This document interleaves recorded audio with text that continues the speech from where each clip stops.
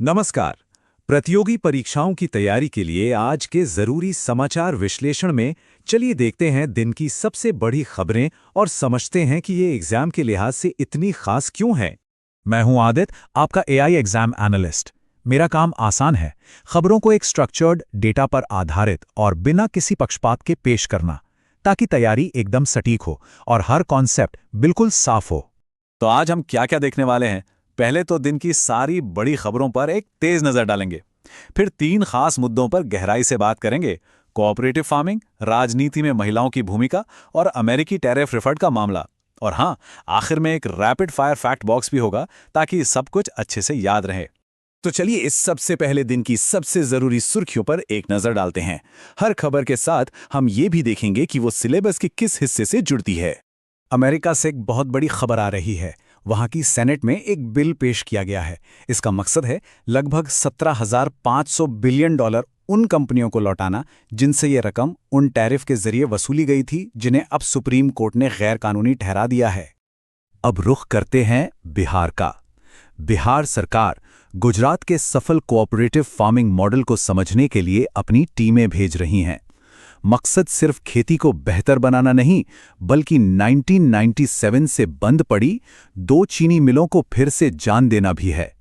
सामाजिक क्षेत्र से एक बहुत अच्छी पहल सामने आई है। एक एनजीओ ने थेनकुडू नाम का प्रोग्राम शुरू किया है। इसके तहत 100 महिलाओं और ट्रांस वुमन को 2026 के स्थानीय चुनावों के लिए ट्रेनिंग और मेंटरशिप दी जाएगी। सेबी से जुड़ी एक खबर है। एक जनरल मैनेजर के सस्पेंशन के बाद सेबी की चेयरपर्सन ने साफ किया है कि संस्था के किसी भी कर्मचारी के खिलाफ अगर गंभीर दुर्व्यवहार के सबूत मिलते हैं तो उस पर पूरी तरह से एक्शन लिया जाएगा। पंजाब से एक बड़ी घोषणा हुई है। 2027 के चुनावों को देखते हुए पंजाब सरकार ने 40 लाख परिवारों को हर 3 महीने में मुफ्त फूड किट देने की योजना का ऐलान किया है। हवाई सफर करने वालों के लिए ये एक अहम खबर हो सकती है। नागरिक उड्डयन मंत्रालय इस बात पर गंभीरता से विचार कर रहा है कि हवाई किरायों में जो अचानक भारी उतार चढ़ाव आते हैं, उन्हें कैसे कंट्रोल किया जाए। चलिए अब अपनी पहली बड़ी खबर को थोड़ा और गहराई से समझते हैं। बात करते हैं बिहार की कोऑपरेटिव फार्मिंग पहल की और देखते हैं कि यह कृषि नीति की दिशा में इतना बड़ा कदम क्यों माना जा रहा है। अच्छा, तो यह सहकारी खेती या कोऑपरेटिव फार्मिंग है क्या? देखिए, ये एक ऐसा सिस्टम है जहां किसान अपनी जमीन, मेहनत और पैसा सब कुछ एक साथ मिलाकर खेती करते हैं। फायदा भी सबका और नुकसान भी सबका। और सोचिए, ये खास तौर पर उन राज्यों के लिए कितना जरूरी हो जाता है जहां ज्यादातर किसानों के पास जमीन के छोटे छोटे टुकड़े हैं।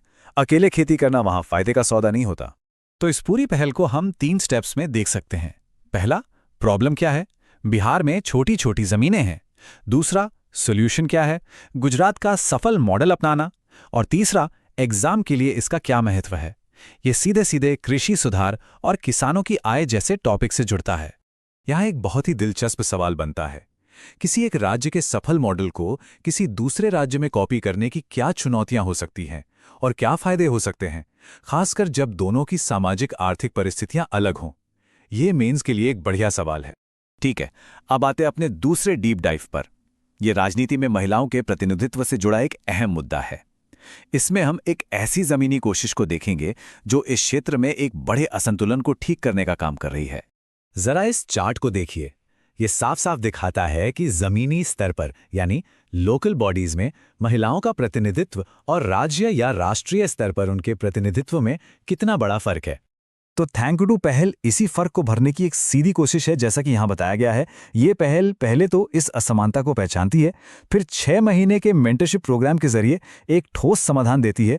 और इसका असली महत्व सिर्फ चुनाव जिताने में नहीं, बल्कि राजनीतिक समझ को आम लोगों तक पहुंचाने में है।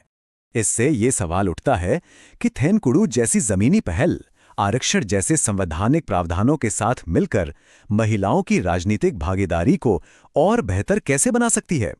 सोचने वाली बात है कि सिविल सोसाइटी हमारे लोकतंत्र को मजबूत करने में क्या भूमिका निभा सकती है। और अब बारी है हमारे आखिरी डीप डाइव की।